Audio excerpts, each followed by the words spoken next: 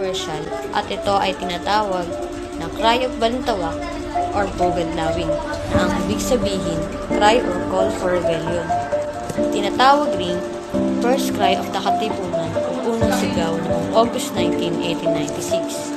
At ito ay pagpupulong at pagbibigay ng talumpati ni Andres Bonifacio at ang pagpunit ng sedula. Sa kalayan! Punitin! Punitin!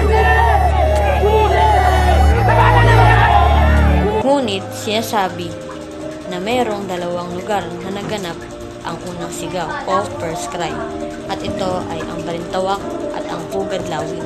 Ayon kay William Masangkay, ginanap daw ito sa lugar ng balintawak noong August 26, 1896. Ito ay ginanap sa bahay ni Apolonio Samson, isang kabesa ng Caloocan. Si Andres ang namuno sa pagpupulong at ang pagpupulong na ito ay patungkol sa paghikayat na sumapi sa revolusyon.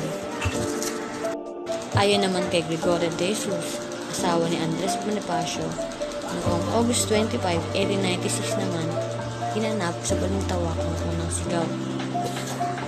Ayon naman kay Julio Nakpin, na napangasawa ni Gregorio de Jesus noong namatay si Andres, sinasabi niya na August 24, 1896, naganap ang unang sigaw sa lugar na kangkong katapat ng Pasong Kamok sa Caloocan, parte pa rin ng balintawak. Ayon naman sa kanang kamay ni Andres Bonifacio na si Pio Valenzuela, August 23, 1896 daw ginanap ang unang sigaw sa Sitio Gulod, Pugad-Lawing. Ginanap ito sa tahanan ng ngalang Juan Ramos na anak ni Tandang Sora.